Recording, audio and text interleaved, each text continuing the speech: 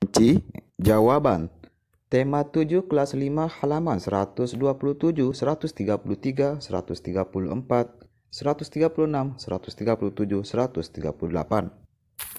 Hai adik-adik, kembali lagi dalam pembahasan materi buku tematik tema 7 kelas 5. Peristiwa dalam kehidupan. Subtemanya peristiwa kebangsaan seputar proklamasi kemerdekaan. Pada halaman 127, setelah kamu dan teman-temanmu bernyanyi, cari tahu jawaban dari pertanyaan-pertanyaan berikut. Ayo berlatih. 1. Apa yang kamu rasakan saat menyanyikan lagu Maju Tak Gentar? Jelaskan. Saya menjadi bersemangat karena kembali mengingatkan tentang perjuangan rakyat Indonesia ketika menghadapi penjajah. 2. Bagaimanakah nada dan tempo lagu Maju Tak Gentar? Jelaskan. Lagu Maju Tak Gentar memiliki nada do bes berirama 4/4, artinya tiap birama terdiri atas 4 ketukan. Tempo lagu Maju Tak Gentar adalah marsia. Marsia adalah tempo lagu mars irama gerak jalan. Kemudian soal ketiga, apakah lirik lagu Maju Tak Gentar mencerminkan nilai-nilai kepahlawanan? Jelaskan. Lagu Maju Tak Gentar mencerminkan nilai-nilai kepahlawanan. Lagu ini menceritakan tentang perjuangan rakyat Indonesia yang dengan gagah berani melawan penjajah yang bersenjata lengkap hanya dengan bermodalkan semangat pantang menyerah dan semangat kebersamaan. Kemudian pada halaman 133, ayo berlatih. Cari tahu jawaban dari pertanyaan-pertanyaan berikut ini. 1. Mengapa bangsa Indonesia masih harus berjuang lagi mempertahankan kemerdekaannya? Karena banyak bangsa asing yang tidak menyetujui akan kemerdekaan Indonesia. Pihak-pihak tersebut antara lain sekutu, terutama bangsa Belanda dan Inggris. Belanda ingin kembali menjajah di Indonesia, sedangkan Inggris telah berjanji membantu Belanda mengembalikan bekas jajahan Belanda, yaitu Indonesia, untuk kembali dikuasai Belanda. Selain itu, banyak tentara Jepang yang tersisa di Indonesia dan belum mengetahui jika Jepang telah kalah perang dan menyerah kepada sekutu, juga belum mengetahui bahwa bangsa Indonesia telah merdeka. Kemudian soal kedua, apa yang dimaksud perjuangan fisik dan diplomasi? Perjuangan fisik yaitu perjuangan dengan cara kekerasan, lebih jelasnya dengan mengangkat senjata, melakukan perang atau kontak tembak. Sedangkan perjuangan diplomasi adalah perjuangan yang dilakukan melalui meja-meja perundingan. Soal ketiga, apa yang melatar belakangi peristiwa pertempuran 10 November di Surabaya? Berawal dari tentara sekutu yang datang ke Surabaya, tentara sekutu yang melanggar perjanjian, insiden Hotel Yamato, insiden Jembatan Merah, dan tewasnya Jenderal Malabi. 4. Apa isi perjanjian Romeroyan? Perjanjian tersebut berisi pemerintah Indonesia dikembalikan ke Yogyakarta, menghentikan gerakan militer dan mengembalikan tawanan. Republik Indonesia sebagai bagian dari negara Indonesia Serikat akan segera dilaksanakan konferensi meja bundar atau konferensi meja bundar.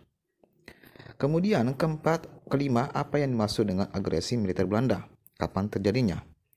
Agresi militer Belanda yaitu serangan yang dilakukan oleh Belanda untuk merebut kemerdekaan Indonesia. Agresi militer Belanda 1 pada tanggal 21 Juli 1947. Agresi militer Belanda 2 pada tanggal 19 Desember 1948. Kemudian pada halaman 134, ayo menulis. Pahamilah bacaan di atas, tuliskan informasi penting dalam bacaan ke dalam kolom-kolom berikut. Perjuangan mempertahankan kemerdekaan. Perjuangan mempertahankan kemerdekaan meliputi bentuk fisik, yaitu pertempuran 10 November 1945 di Surabaya.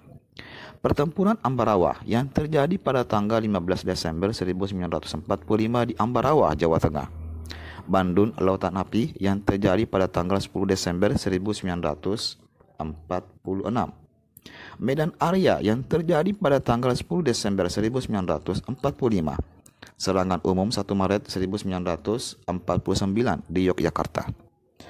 Kemudian bentuk perjuangan diplomasi meliputi Perjanjian Linggarjati pada tanggal 10 November 1946 di Linggarjati, Cirebon, Jawa Barat. Perjanjian Renville pada tanggal 17 Januari 1948 di atas kapal USS Renville milik Amerika Serikat. Perjanjian Marum Rayam pada tanggal 17 April 1949 di Jakarta. penandatanganan perjanjian Arum Rayyan adalah pada tanggal 7 Mei 1949.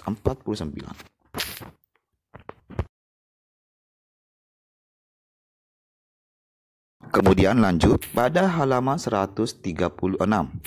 Setelah melakukan percobaan pada halaman 135, ceritakan pengalamanmu dalam bekerja sama saat melakukan percobaan. 1.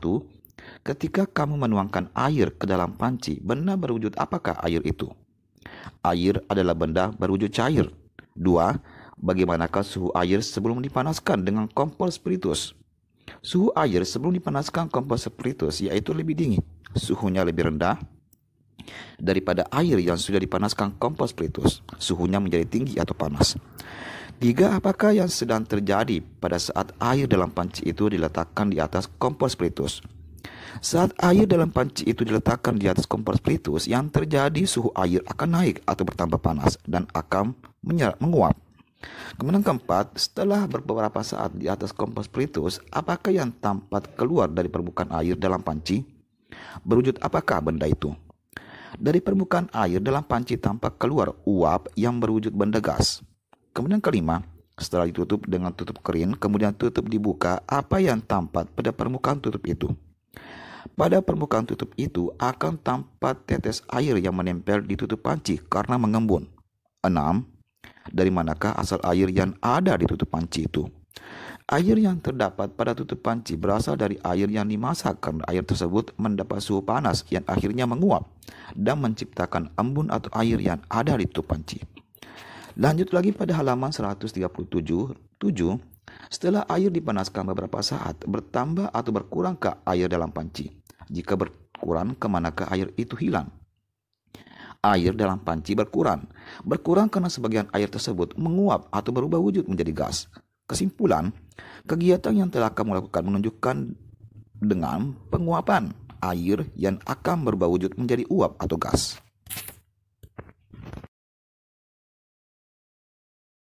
Kemudian lanjut pada halaman 138 setelah melakukan percobaan. Kesimpulannya, sapu tangan basah karena mengandung air. Saat dijemur, air pada sapu tangan mengalami perubahan wujud menjadi uap air atau gas.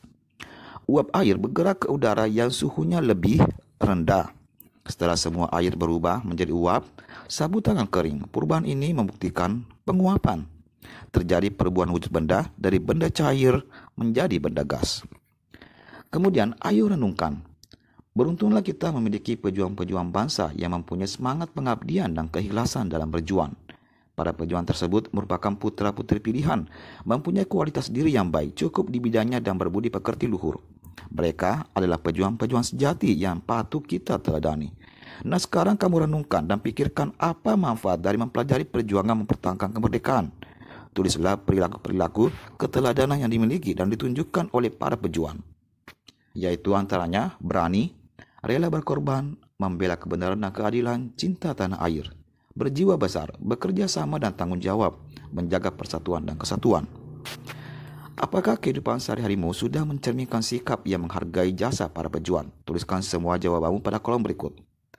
Belum sepenuhnya, karena saat ini kadang saya masih terlena mengabaikan waktu dengan bermain, lupa waktu, padahal seharusnya waktu itu saya gunakan untuk hal positif lainnya, misalnya belajar.